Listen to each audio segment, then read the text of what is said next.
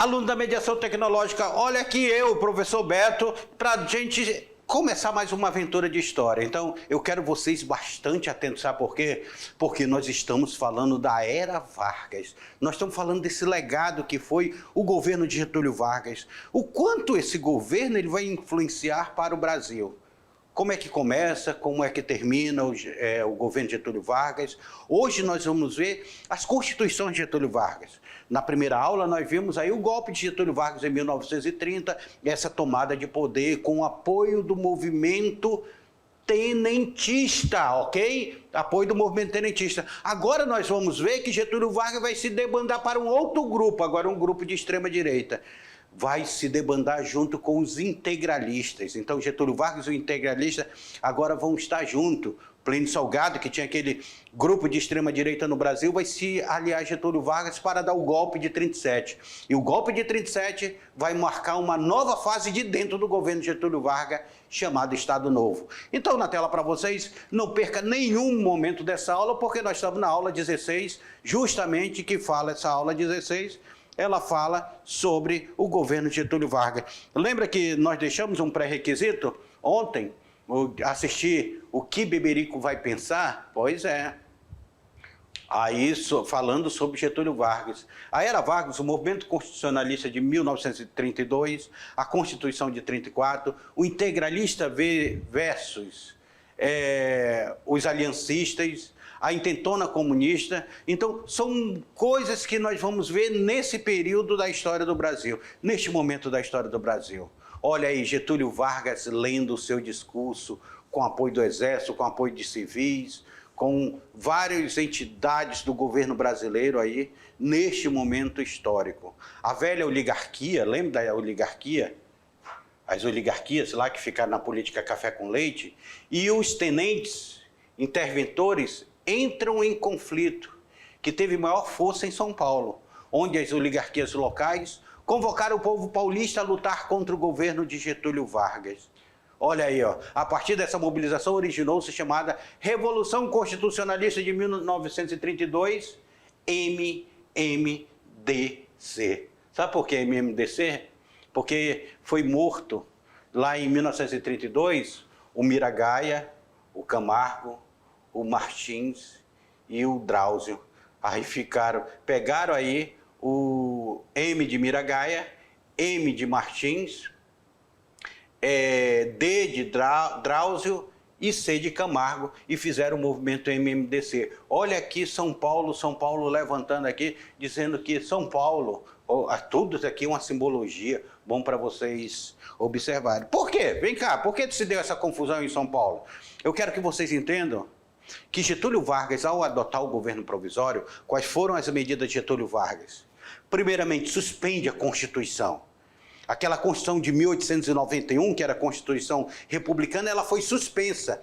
E essa Constituição sendo suspensa, nós não temos mais aí uma Constituição. Getúlio Vargas estava governando por decreto. Então, esse momento da história aí de Getúlio Vargas governando por decreto, nós vamos observar aí uma transformação, os paulistas não aceitando Getúlio Vargas, porque Getúlio Vargas, além de estar governando por decreto, Getúlio Vargas vai derrubar os poderes estaduais. A derrubada dos poderes estaduais vai causar uma revolta dos paulistas, que eles queriam uma revolta constitucional. Eles queriam que Getúlio Vargas fizesse uma Constituição.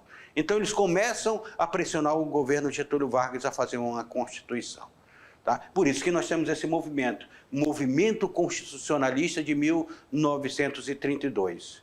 Tá? Olhem na tela para vocês, aí desse movimento constitucionalista. Então nós temos aqui esse movimento eclodindo em São Paulo. Eclodindo. Olha o chamamento, aliste-se. Eles estão à sua espera. Outra questão que nós analisamos nessa figura. Percebam que os paulistas estão utilizando a bandeira do Brasil e a bandeira de São Paulo. Porque uma das medidas que Getúlio Vargas fez, dentro da derrubada do federalismo, foi justamente dizer, olha, agora a bandeira que existe é apenas a bandeira do Brasil. Sai a bandeira dos estados e fica a bandeira do Brasil. E o movimento constitucionalista disse, não, A bandeira do Brasil ela tem sua importância, mas a bandeira dos estados também tem sua importância. Tá? Você, olha aí, coloque aí na tela aí, ó, os cartazes para você ver de perto. Coloque na tela aí. Tá? Você vê de perto os cartazes. Você tem um dever a cumprir. Consulte sua consciência. Movimento MMDC. Eles estão à sua espera para completar o batalhão.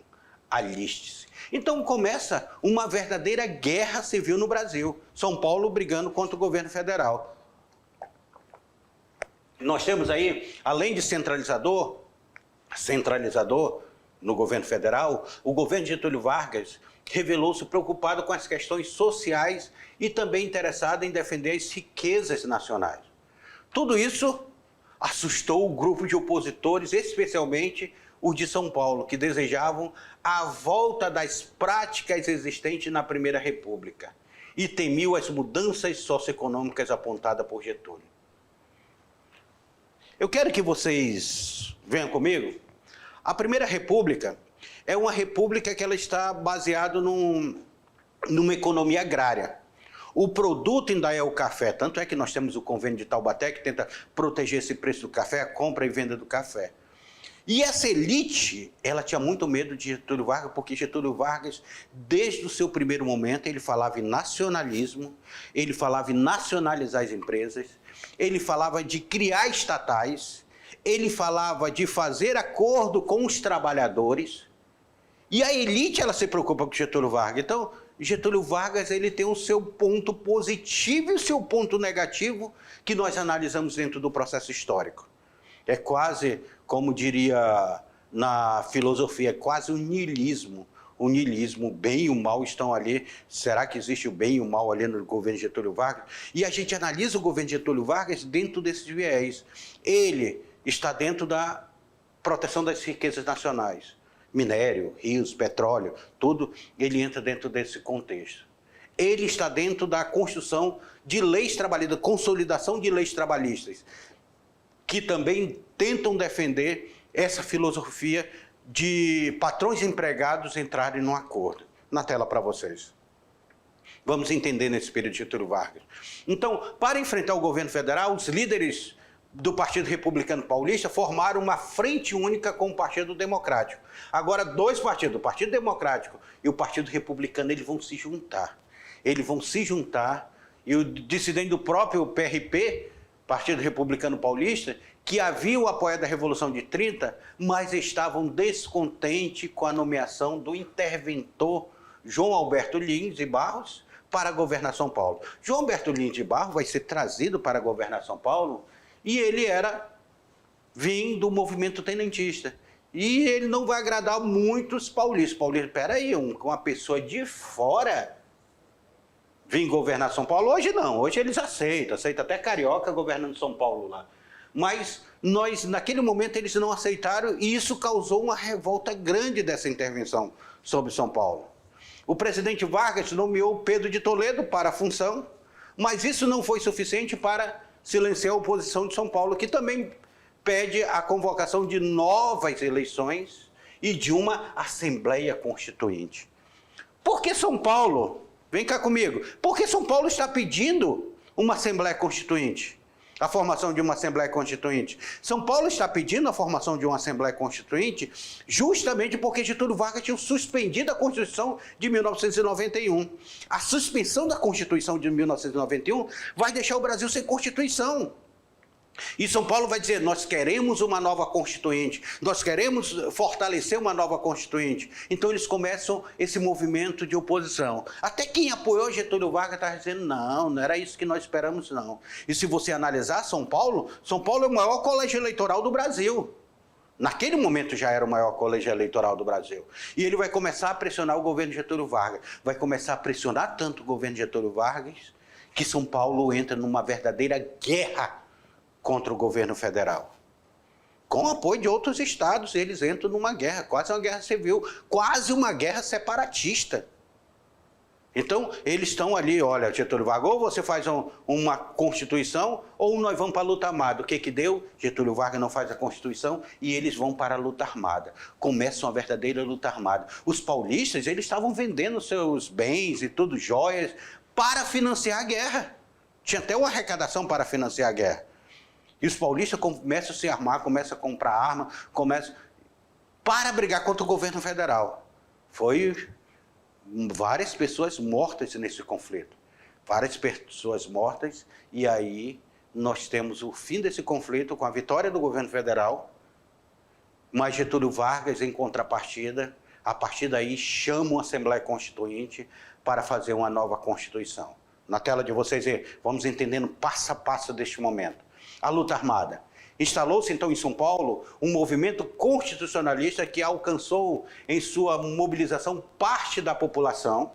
E em 23 de maio de 1932, 4 estudantes paulistas, Martins, Miragaia, Drauzio e Camargo, por isso que é o movimento chamado MMDC, tá? Não tem nada a ver com a matemática não, tá? Que o professor Maurício vai falar e a professora Lúcia vão falar com vocês.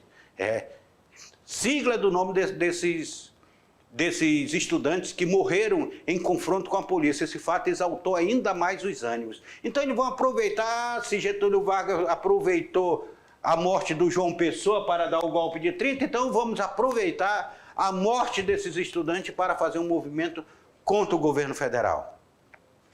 Com as letras iniciais dos nomes dos estudantes mortos, formou-se a sigla MMDC, que se tornou símbolo do movimento.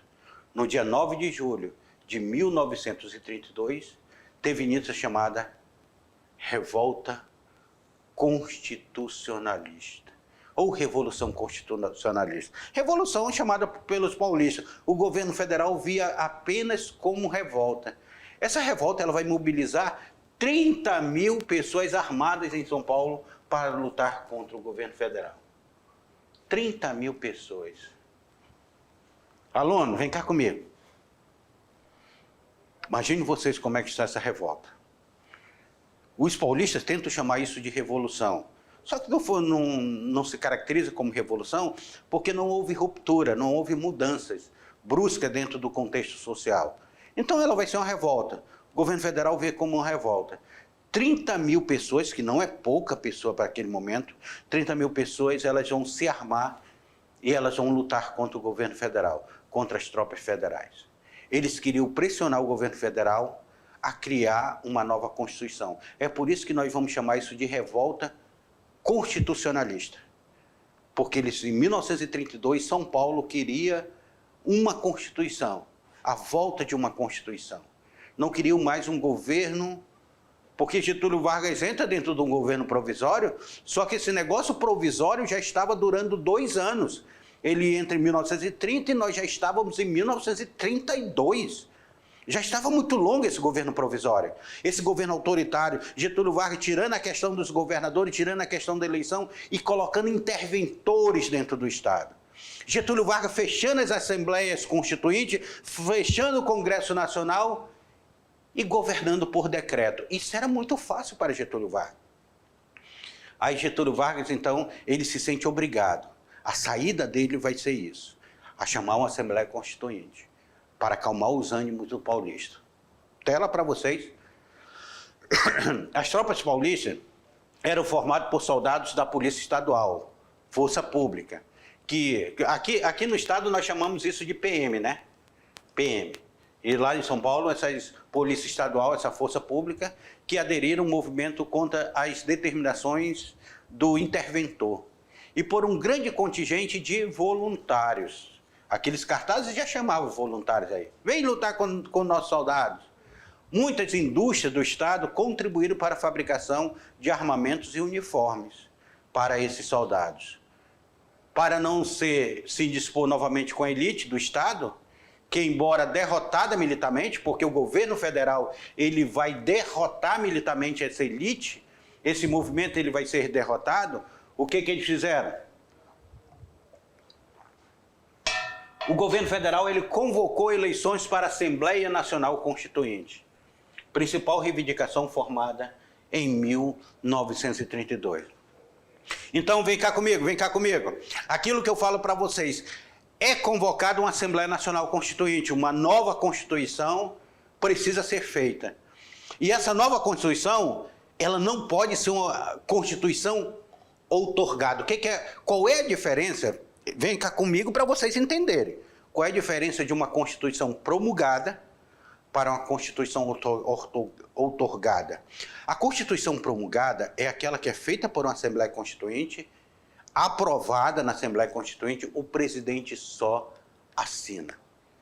Tá? Essa é uma Constituição promulgada.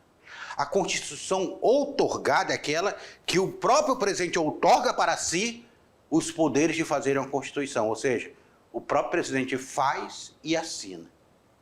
Essa Constituição que vai ser feita agora, essa Assembleia Nacional Constituinte, ela é convocada para ela fazer uma Constituição que seria promulgada. Estamos na nossa segunda Constituição republicana, a Constituição de 1934. E a terceira Constituição do Brasil, tá? Porque a primeira Constituição foi imperial, aquela de 1824. Depois nós tivemos a nossa primeira Constituição republicana, a de 1891. E agora nós estamos diante da nossa terceira Constituição Nacional e segunda Constituição Republicana, feita por Getúlio Vargas, promulgada por Getúlio Vargas. Na tela para vocês, porque nós vamos falar dela agora. A Constituição de 1934. Mudanças significativas vão ter nessa Constituição. Dentre as principais disposições contidas na Constituição de 34, algumas delas já instituídas por leis anteriores, destacamos. Vamos ver o que tem nessa Constituição? Getúlio Vargas já tinha feito algumas leis, alguns decretos, e alguns desses decretos eles foram aproveitados e colocados dentro da Constituição. O voto secreto. Acabou aquele negócio da Constituição de 1891 do voto aberto. Agora o voto é secreto. A eleição dos candidatos ao Poder Executivo e Legislativo seria um voto secreto, ou seja, você não poderia saber em quem a pessoa votou. Outra questão que foi um marco divisório na nossa história, principalmente dentro do movimento feminista, foi o voto feminino. As mulheres passaram a ter direito ao voto. O direito do voto foi estendido às mulheres, mas não para analfabetos. Analfabetos só vão poder votar na Constituição de 1988. Tá? Até então, neste momento, analfabetos não votavam. Mendigos não votavam. Militares, até o posto de sargento, não votavam. O militar tinha função lá, então ele era excluído do processo de votação. As pessoas judicialmente declaradas sem direitos políticos não votavam. Pessoas que foram presas e tudo, perdiam o direito político e não podiam votar. Então, são algumas mudanças que nós temos nessa Constituição. É criada também, neste momento, a Justiça Eleitoral. A Justiça Eleitoral ela é criada, um ramo especializado do Poder Judiciário zelaria pela eleição, responsável só por zelar das eleições. Os direitos trabalhistas. Isso daqui é algo muito importante nessa Constituição de 1934. Direitos fundamentais deveriam ser garantidos pelos empregadores, como salário mínimo, jornada de trabalho não superior a 8 horas diárias, férias anuais remuneradas, indenização nas demissões sem justa causa, entre outros. Olha, direitos trabalhistas. Gente, é definido 8 horas de trabalho. Nós temos agora a regulamentação da questão dos direitos trabalhistas, que depois vai se fortalecer com a consolidação das leis trabalhistas, chamada CLT. Mas isso posteriormente, tá? Não é nesse momento. Mas a Constituição, ela já fala sobre garantias de direito para os trabalhadores, salário mínimo. Isso aqui é importante, não se podia pagar menos do que aquele salário. Imagina se não existisse o salário mínimo. Todo mundo iria pagar R$500 para a gente trabalhar o mês todinho. O nacionalismo econômico. As riquezas naturais do país, como jazida de minerais e queda d'água, capaz de gerar energia, ficam sob proteção do Estado brasileiro. Proteção do Estado brasileiro. É tipo aqui, ó. Nós temos aqui o Rio Madeira. O Rio Madeira aqui não pertence ao governo federal, porque tem quedas d'água e tudo. Até hoje nós temos essa regra. Tanto é que as hidrelétricas do Rio Madeira, Santo Antônio de Giral, foi construída pelo governo federal, com uma empreiteira e tudo, que agora passou novamente para o governo federal. Então, nós temos essa característica da Constituição de 34, uma mudança também nessa Constituição de 34. Professor, e como é que fica essa questão da escolha do presidente? Aí é que eu quero que vocês observem uma questão. Lembra que Getúlio Vargas ele tinha sido derrotado pelo processo democrático e deu o golpe de 1930? Agora, a Constituição de 34, ela estipula que a eleição, a primeira eleição, ela será feita da forma indireta.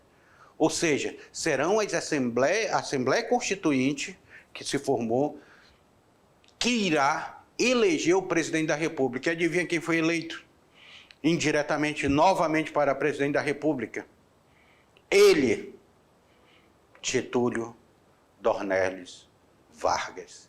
Getúlio Vargas, então, agora ele passa a ser... Ele foi presidente de 30 pelo golpe. Agora, em 34, 4 anos depois, ele passa a ser eleito indiretamente por essa Constituição, com o dever de ficar 4 anos no poder. Então, ele iria ficar 35, 36, 37 e 38. Ele iria ficar 4 anos. Mas será que em 38 ele saiu? Ah, isso vai ser uma outra novela. Na tela para vocês. A Constituição de 34 também estabeleceu que o próprio presidente da República seria eleito de forma indireta pelos próprios membros da Assembleia Constituinte.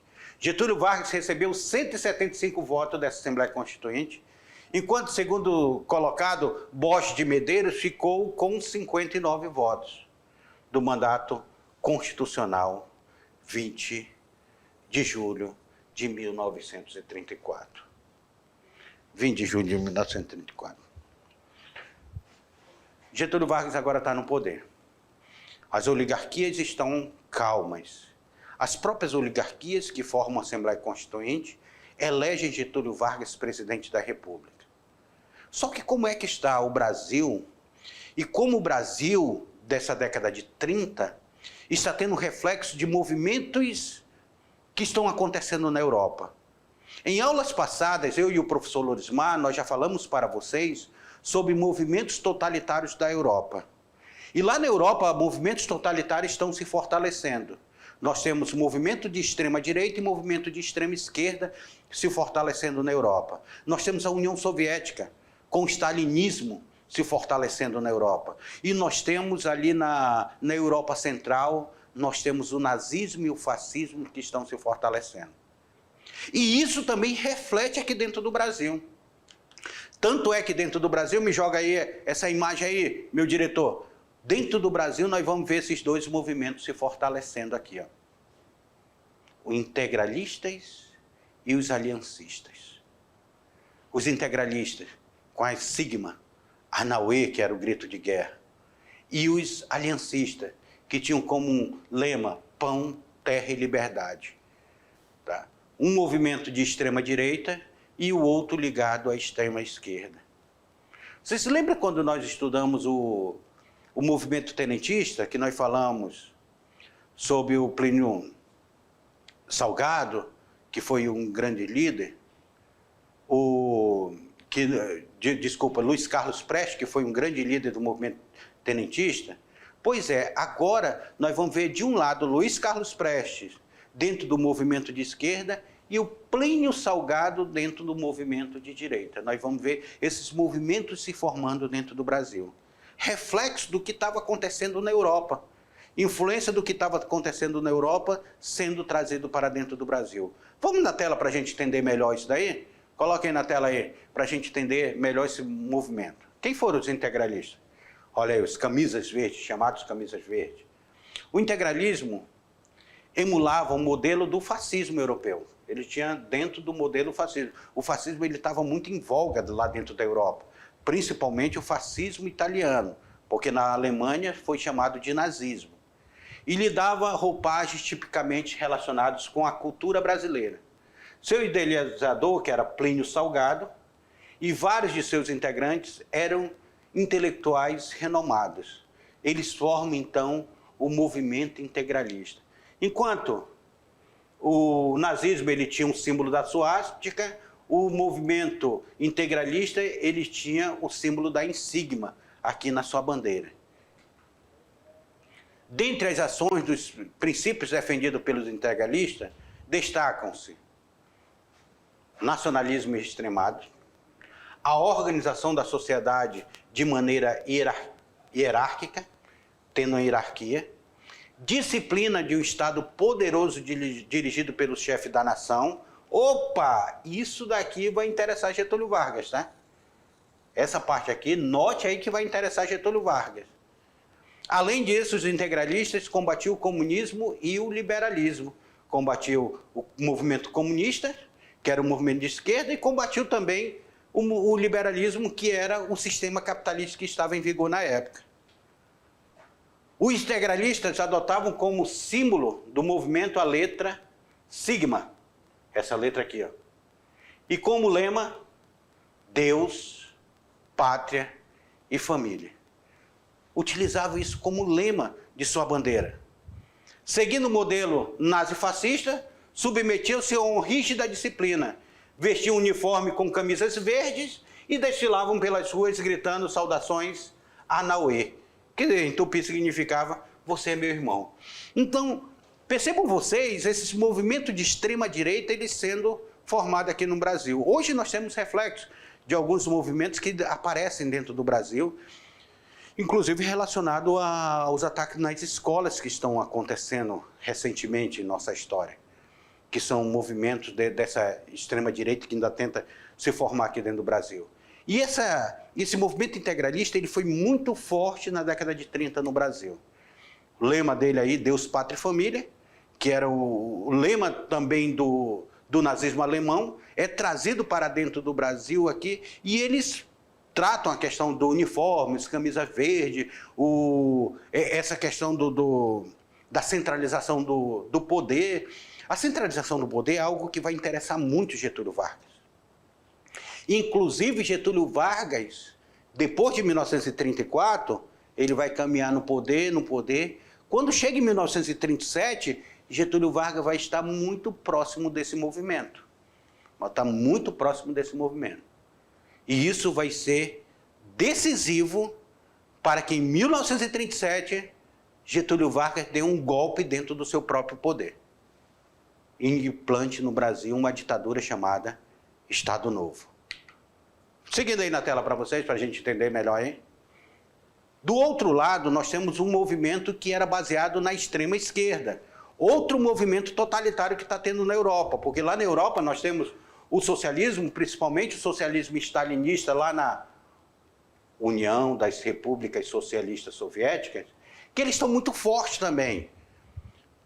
O movimento socialista que se está implantando na Europa, ele tem uma característica ali, uma característica centralizadora. A Aliança Nacional Libertadora, cujos membros eram chamados de aliancistas, fundaram em março de 1935 a ANL, Aliança Nacional Libertadora, reunido grupo de várias tendências, sobretudo socialistas, anarquistas e comunistas. Estão reunidos dentro dessa filosofia aí. Quem era seu líder? O seu líder era justamente o cara que tinha lutado lá no movimento tenentista. Lembra da coluna Prestes que nós estudamos? Luiz Carlos Prestes, que veio até aqui, em Calama, antes de ser refugiado para a Bolívia? Pois é, Luiz Carlos Prestes era o grande líder desse movimento. E funda o Partido Comunista, que funcionava clandestinamente desde sua fundação em 1922. Era uma das principais correntes da ANL. Luiz Carlos Prestes, então, que já pertencia ao quadro desse partido, e voltará recentemente ao país, foi eleito presidente de honra da Aliança Nacional Libertadora. Então, são movimentos que nessas primeiras décadas, vem cá comigo, Alona, são movimentos que dentro dessa primeira década, elas estão influenciando no Brasil. Nós temos o movimento tenentista, que eu falei para vocês até quando nós falamos sobre o movimento tenentista, eu falei da participação do Aloysio Ferreira, que vai ser o nosso primeiro governador do território federal do Guaporé. Ele era do movimento tenentista, e esse movimento tenentista ele foi muito forte dentro do Brasil. E um dos remanescentes do movimento tenentista, que se refugiou na Bolívia, da Bolívia ele vai para a União Soviética, na União Soviética ele traz a filosofia socialista para cá. Eu quero lembrar vocês que lá na Europa nós temos a União Soviética também com um movimento totalitário, era uma ditadura totalitária. Assim mesmo como as ditaduras de extrema-direita, nós tínhamos ditadura de extrema-esquerda que estão acontecendo na Itália. Tanto o totalitarismo da União Soviética quanto o totalitarismo da Itália e da Alemanha, eles combatiam o liberalismo que tinha como figura principal os Estados Unidos, dentro da política capitalista liberalista. Com a queda da Bolsa de 29, que também foi assunto que nós estudamos, o professor Lorismar passou na aula passada para vocês, com a queda da Bolsa de Nova York, isso vai deixar fragilizado essas relações econômicas que estão acontecendo nos Estados Unidos. Então, nós vamos ver na década de 30 o aparecimento e o fortalecimento desses movimentos totalitários, como se eles fossem uma resposta para a crise que o capitalismo estava passando. Só que esses movimentos, principalmente dentro da Europa, vão nos levar a um acontecimento que nós vamos conhecê-lo historicamente como Segunda Guerra Mundial. E aqui no Brasil, vários conflitos vão ser travados. E aqui no Brasil, isso vai ser reflexo da ditadura de Getúlio Vargas no chamado Estado Novo. Voltando aí na tela para vocês. O programa político da ANL. Primeiro era o combate ao capitalismo e ao liberalismo, a estatização das empresas estrangeiras, o não pagamento da dívida externa brasileira e a realização de uma reforma agrária para a distribuição de terra aos trabalhadores do campo e combater o latifúndio. Isso era o programa político deles, além de um dos lemas adotado pela Aliança Nacional Libertadora era pão, terra e liberdade. Cerca de 1.600 núcleos pelo país, entre 70 mil a 100 mil membros se espalharam. O governo de Getúlio Vargas, então ele vai começar a combater esses movimentos. Ele se alia aos integralistas e o governo de Getúlio Vargas então vai declarar a ANL ilegal em julho de 1935 e ordenou a prisão de seus líderes, sob a alegação de que tinham a intenção de promover um golpe de Estado no Brasil. Se não bastasse, historicamente já foi comprovado, Getúlio Vargas vai inventar que existia um plano, chamado Plano Cohen. Vai inventar um plano. Ele utiliza essa farsa desse plano para poder dar um golpe em 37 e tomar o poder. Novamente, Getúlio Vargas fecha o Congresso Nacional. Novamente, Getúlio Vargas fecha as eleições estaduais, fecha as assembleias legislativas. Aí nós temos uma nova fase de Getúlio Vargas. Uma ditadura que vai de 1937 até 1945. Os governos dos estados voltam a ser de nomeação de Getúlio Vargas.